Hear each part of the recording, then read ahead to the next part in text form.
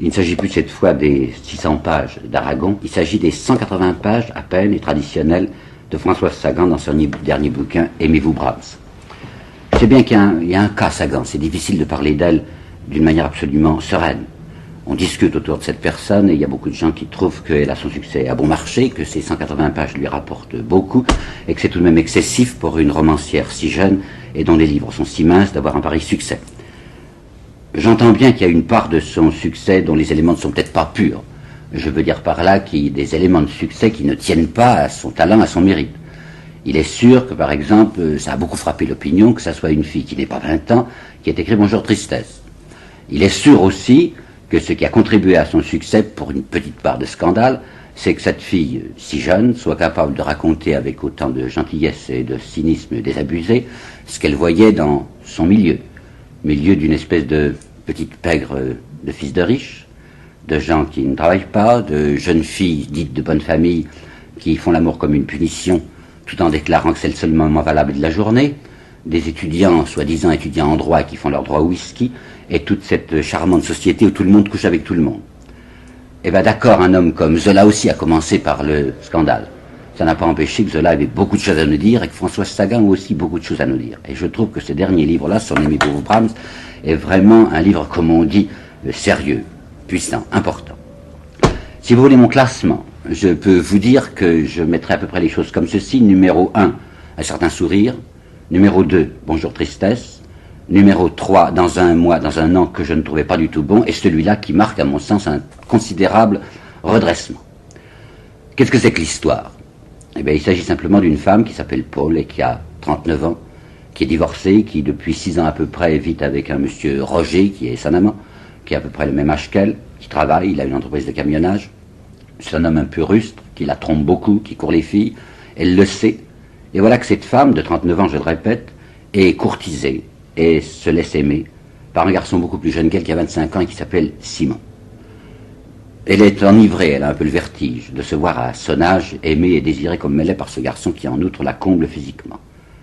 Et cependant, elle va décider de son propre mouvement, et quoiqu'elle soit heureuse, entre guillemets, avec ce garçon, elle va décider de rompre et de revenir en toute connaissance de cause à son Roger. Je dis en toute connaissance de cause, je veux dire par là qu'elle sait très bien qu'il continuera à la tromper, mais parce qu'elle le sent un peu malheureux, enfin à sa manière, un peu malheureux de ne plus l'avoir sous la main, à sa disposition, avec sa tendresse et avec son dévouement.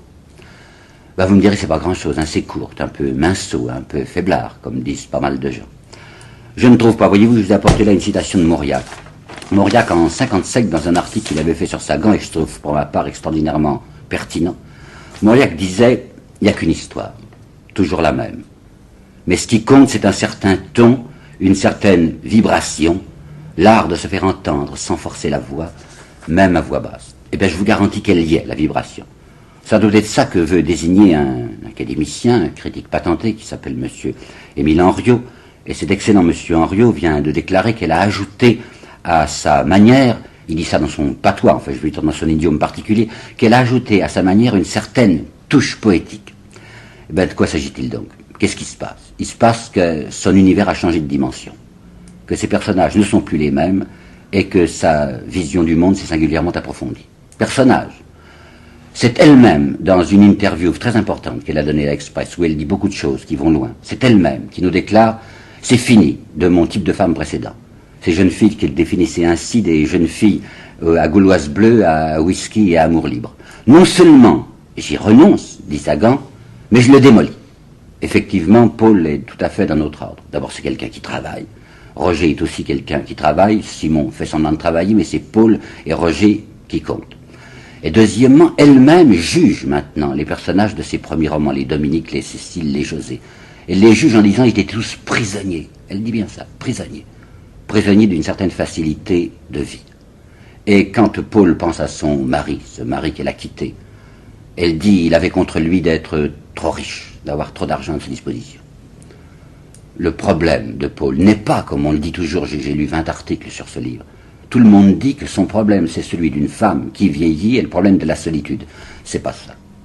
Le problème, c'est qu'elle se pose un certain nombre de questions. Vous voyez, parlant de ces personnages précédents, elle disait dans son interview, Sagan, ils avaient tous une espèce de satisfaction à découvrir les tricheries de la vie, un réel enthousiasme à commenter l'absurdité de l'existence. Eh bien, elle, c'est fini, cette satisfaction. C'est fini, cet enthousiasme. Au contraire, Paul est quelqu'un qui parle ici au nom de Françoise Sagan et qui se pose à elle-même des interrogations définitives sur les grands sujets, à savoir l'amour et le bonheur. L'amour, et si vous vous rappelez Bonjour Tristesse, qu'est-ce que ça signifiait? Ça signifiait l'amour est une illusion et il est vain d'y croire. Et bien pour Paul, l'amour n'est plus une illusion. Seulement elle cherche à le définir, elle veut savoir la signification de ce mot. Voyez-vous, elle est lucide, Paul.